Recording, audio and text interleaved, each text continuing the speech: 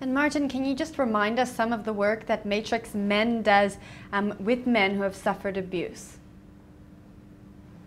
There's a few things that, can I go back a step, Jennifer? Of course. A few things. There was a study recently done in the UK where they actually looked at people specifically in sex and porn addiction recovery programs that were actively recovering from them, and the effects of childhood abuse on them was as high as 82% of the people in those facilities were abused sexually as children. So it is a 82%. major factor. 82% of anybody in any sex or porn addiction sort of recovery facility in the UK.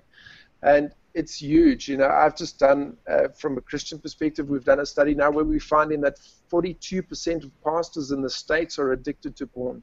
It's a huge, growing industry. It is pushed, it's marketed, yet we don't talk about this sort of thing at home. We're not open with our children. You know, I mean, this year alone I've spoken to 2,000 grade 11s, and I speak to them in groups of 20 or 30 at a time so that I can really get an interaction with them. And one of the questions I ask is, I said, who talks about sex with their parents? And we get a very, very, very low response rate, probably around 8 to 12% of kids who actually feel at liberty to be able to talk about this sort of thing with their parents. And if this is how we raise our children, then now, of course, they are going to start looking at other things, you know, to try and find out more. You know, it's kind of risque because it's all secret, and it might start out that way, but believe you me, it turns into a real mess very, very quickly. And yeah, in terms of Matrix Men, what we do is, as I just mentioned, we spoke to 2,000 kids this year, 2013. Next year, we're planning on talking to 6,000 children, one-on-one, all grade 11s. And as I say, we speak to them in groups of 20 to 30. So we have a real one-on-one sort of interaction with them. And I raise awareness about porn addiction. I raise awareness about sex addiction. And I raise awareness about sexual abuse and that sort of thing as well, especially sexually abused boys, because that's where we come from.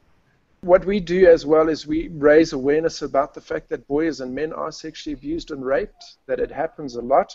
We're finding more and more that, as I say, in certain areas of the country, we're finding that the number of boys being sexually abused are almost equal to the amount of girls that are being sexually abused. So we can no longer use this, well, it happens more to girls and it happens more to women, that sort of thing, because it's not like that anymore. This is it's not a gender-specific crime anymore. It's a crime to humanity. And we're finding more and more that boys are being targeted for rape and sexual abuse because boys don't report. You know, I mean, we've had one case this year of a mother was prosecuted in Bloemfontein for raping her son for over a number of years. One case in years and years and years, you know, so that thing is not spoken about. And Matrix Men raises awareness about that. But the most important thing that we do is we help men and their families. So we run support groups, and I kind of don't want to say it's similar to AA, but it is, you know, but it is a group of peers, and peers do tend to understand each other a lot better than a psychologist who hasn't been through that, or a therapist who hasn't been through something similar. So the peer group scenario is where the guy can come in and he can say, you know what, I had this and this thought this week, and the other guys will go, you too, me, I also had that thought, you know. So he feels, one of the guys that came into our group put it really, really aptly. He says, I come here to feel normal once a week. He says, when I come in here, I can say anything. You guys go, yeah, me too, me too. He says, no, I just feel so normal for a change. For once in my life, I feel normal.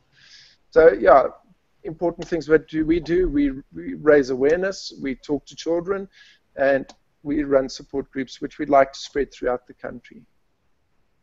Great. And Cheryl, if someone's suffering with a porn addiction, or any addiction for that matter, how can they go about getting help? I think they need to look for a therapist or treatment center that does specialize in porn addiction or sex addiction. I'll definitely chat to Martin afterwards about Matrix Men in Joburg, because I'm a big believer in support groups. I think that's the finest way of dealing with shame. And yeah, just talk. Even if it's the wrong people, eventually you will find somebody who gets you, who can help, or who can steer you in the right direction. It's just no longer keeping quiet. And for those of our viewers who suspect that someone in their life has an addiction, porn addiction, or like I said before, any addiction, what can they do to help their friends or relatives? I think get educated, because most people, particularly partners, they, for obvious reasons, overreact. They take it very personally. They punish a lot. They almost abuse their partners in trying to find out if it is a porn addiction. They also got to look at their own behavior. Is porn part of the relationship, and maybe the one partner can switch off and the other partner carries on much later into the night or loses some time out of work?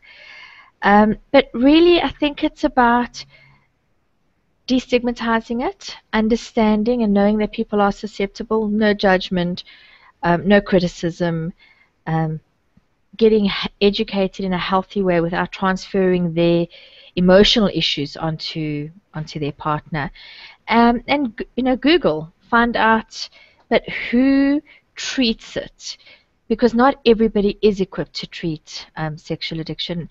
They just, some people just minimize it. Other people want to pray it away, chase it away, drink it away. It's about tackling it head on in a dignified way.